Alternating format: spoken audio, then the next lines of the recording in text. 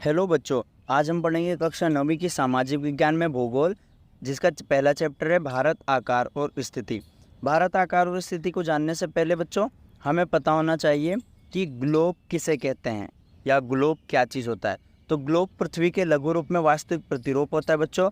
Globe पे कुछ काल्पनिक रेखाएं बनी होती हैं जिन्हें हम अक्षांश रेखाएं और देशांतर रेखाएं कहते हैं। बच्चों जो पूर्व से लेकर पश्चिम तक बनी होती है उन्हें हम अक्षांश रेखाएं कहते हैं।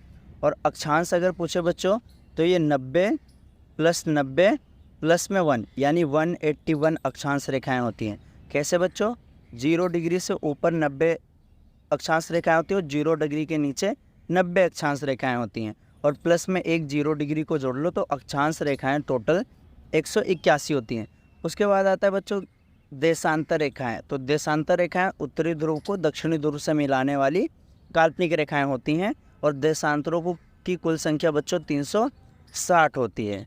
अक्षांश रेखा पश्चिम से पूर्व खींची जाती है और कुल अक्षांश 90 + 90 प्लस में 1 यानी 181 अक्षांश है या बच्चों 179 है। अगर हम जो उत्तरी ध्रुव और दक्षिणी ध्रुव को अक्षांश मानते हैं तो 181 है। अगर इन दोनों को अक्षांश नहीं मानेंगे, सिर्फ बिंदु मानेंगे, तो अक्षांश हमारी 179 है। देशांतर की कुल संख्या बच्चों 360 है और जो 0 डिग्री देशांतर है उसे हम ग्रीनविच रेखा भी कहते हैं। भारत जो है, भारत उत्तर पूर्वी गोलार्ध में स्थित है। भारत की स्थिति यहाँ पर है बच्चों।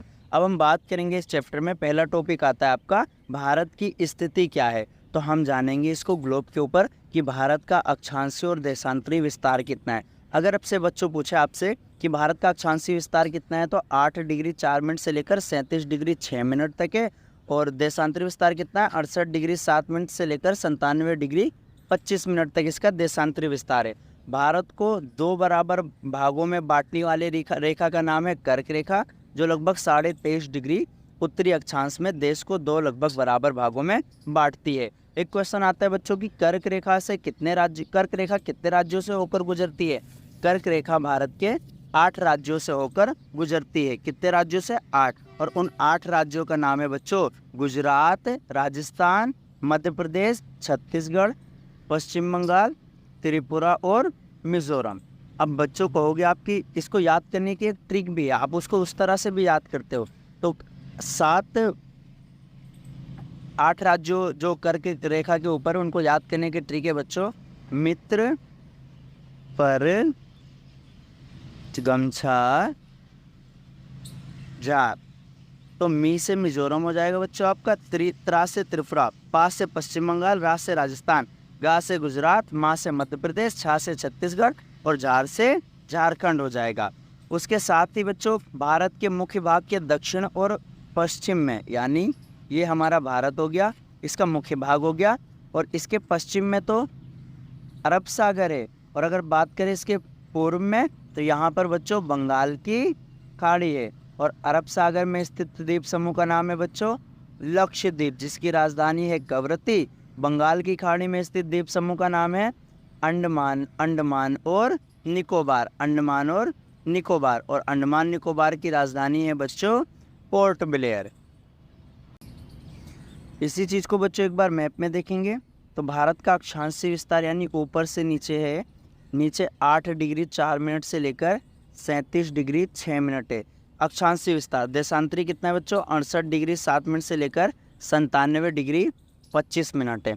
अगर पूछे उत्तर से दक्षिण दूरी यानी ऊपर कश्मीर से लेकर कन्याकुमारी तक की दूरी है बच्चों 3214 किलोमीटर। और पश्चिम से पूर्व की दूरी हमारी बच्चों 2933 किलोमीटर है। यहाँ पे है हमारा बच्चों अरब सागर। क्या है? अरब सागर। और अरब सागर में जो छोटे छोटे द्वीप है जो प्रवाल से बने हैं, इनका नाम है बच्चों लक्षद्वीप नाम है। और लक्षद्वीप की राजधानी का नाम क्या है? कवरत्ती। साथ ही साथ में इस तरफ क्या है हमारे बंगाल की खाड़ी है, और बंगाल की खाड़ी में स्थित द्वीप समूह का नाम है बच्चों अंडमान एंड निकोबार। और अंडमान एंड निकोबार की राजधानी क्या है? पोर्ट ब्लेयर है। अंडमान निकोबार की राजधानी पोर्ट ब्लेयर। और भारत को 2 बराबर भागों में कौन सी रेखा बांटती है बच्चों? तो उसका नाम है कर्क रेखा। क्या नाम है? कर्क रेखा, जो 23.5 डिग्री उत्तरी अक्षांश से भारत को 2 बराबर भागों में बांटती है। कर्क रेखा पे कितने राज्य गुजरते हैं? 8। कर्क रेखा कितने राज्यों से गुजरती है? 8 राज्यों से। और उन 8 राज्यों को याद करने की ट्रिक है बच्चों, मित्र पर गमछा झार, मित्र पर गमछा झार। इसके बाद आपके चैप्टर में कुछ महत्वपूर्ण बिंदु आते हैं, जैसे कि इंदिरा पॉइंट। इसका नाम आप सबने सुना होगा। इंदिरा पॉइंट क्या था? भारतीय मुख्य भूमि का सबसे दक्षिणतम पॉइंट था इंदिरा पॉइंट, जो कि 6 डिग्री 45 मिनट पे था। लेकिन एक सुनामी की लहर आई थी जो कि 26 दिसंबर 2004 में आई थी, और इसके कारण आज भारत का सबसे जो दक्षिणतम बिंदु था यानी 6 डिग्री 45 मिनट, वो पूर्णतः पूरी तरह से समुद्र में डूब चुका है। वो सुनामी का अगर पूछे केंद्र कहाँ पर था? इंडोनेशिया के सुमात्रा द्वीप में सुनामी आई थी। सुनामी का कारण था कि जो भारतीय प्लेट थी वो बर्मा की प्लेट के नीचे घुस गई थी, जिसकी वजह से हमारा जो इंदिरा पॉइंट था वो डूब गया। आज हमारा मुख्य भूमि का कितना? 8 डिग्री 45 मिनट है। ये सबसे दक्षिणतम बिंदु है, और जो इंदिरा कोल था वो डूब गया, जो कि सुनामी आने के कारण डूब गया। दूसरा पॉइंट है बच्चों हमारा आकार। भारत का आकार कितना है?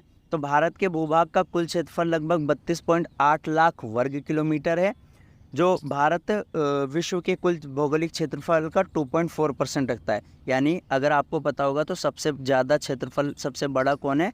रशिया है। और लेकिन भारत के पास कितने परसेंट क्षेत्रफल है? 2.4% क्षेत्रफल है।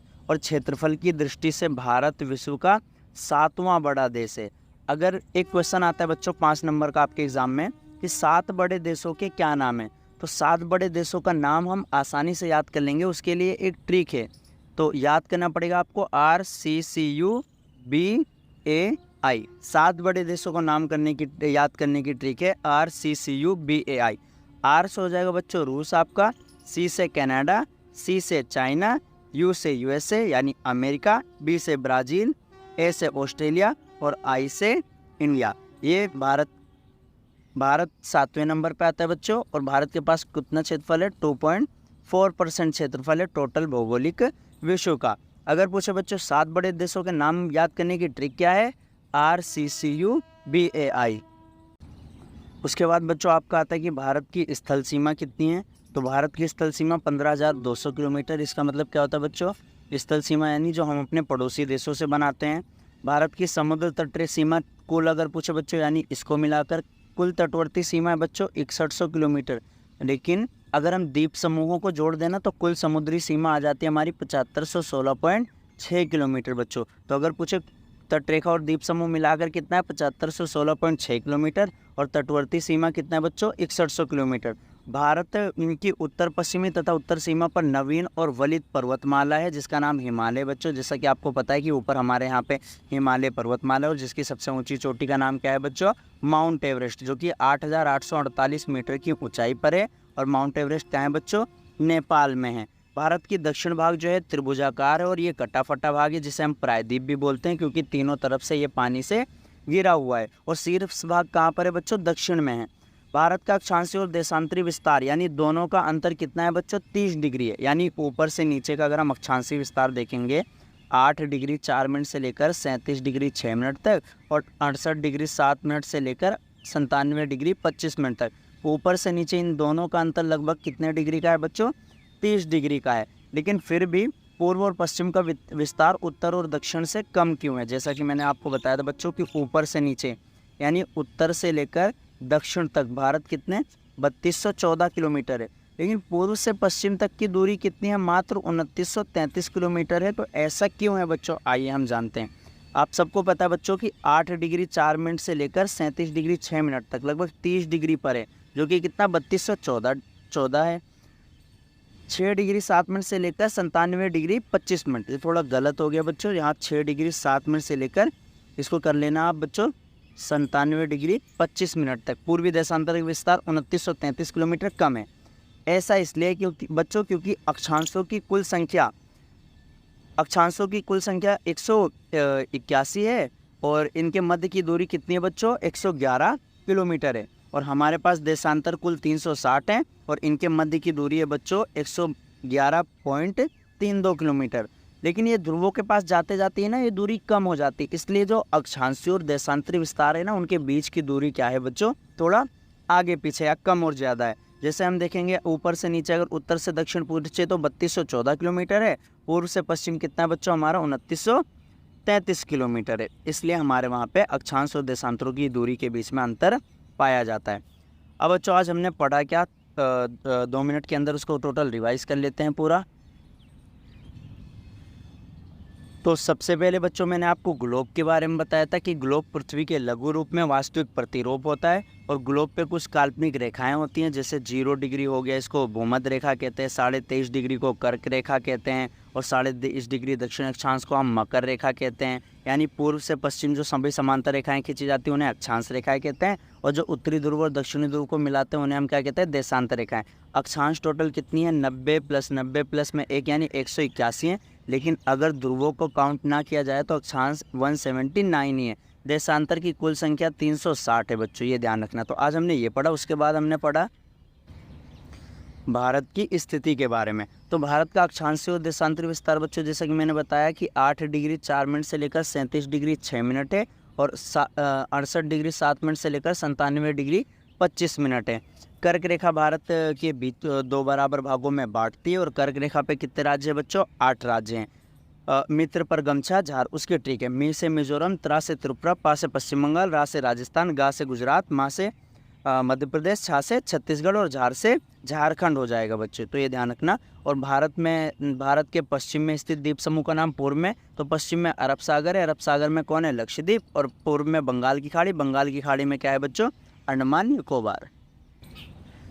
उसके बाद बच्चों हमने भारत के मैप का अध्ययन किया था जिसमें मैंने दिखाया था कि 8 डिग्री 4 मिनट से लेकर 37 डिग्री 6 मिनट और 68 डिग्री 7 मिनट से लेकर 97 डिग्री 25 मिनट तक उत्तर से दक्षिण दूरी भारत की 3214 किलोमीटर है और पूर्व से पश्चिम 2933 किलोमीटर। और कर्क रेखा भारत के देखो बीचों बीच से जा रही है और कर्क रेखा पे 8 राज्य गुजरते हैं। अरब सागर में हमारे यहाँ पे ये लक्षद्वीप है और ये रहा हमारा अंडमान निकोबार। अंडमान निकोबार की राजधानी का नाम क्या था बच्चों, पोर्ट ब्लेयर नाम था, और लक्षद्वीप की राजधानी का नाम है बच्चों कवरत्ती। क्या नाम है, कवरत्ती नाम है। उसके बाद बच्चों मैंने आपको कुछ महत्वपूर्ण बिंदु के बारे में बताया था। इंदिरा पॉइंट जो कि 26 दिसंबर 2004 में सुनामी की वजह से डूब गया। उस सुनामी का केंद्र कहाँ पर था, इंडोनेशिया के सुमात्रा द्वीप में था, जिसका कारण था जो भारतीय प्लेट था वो बर्मा की प्लेट के नीचे घुस गई थी।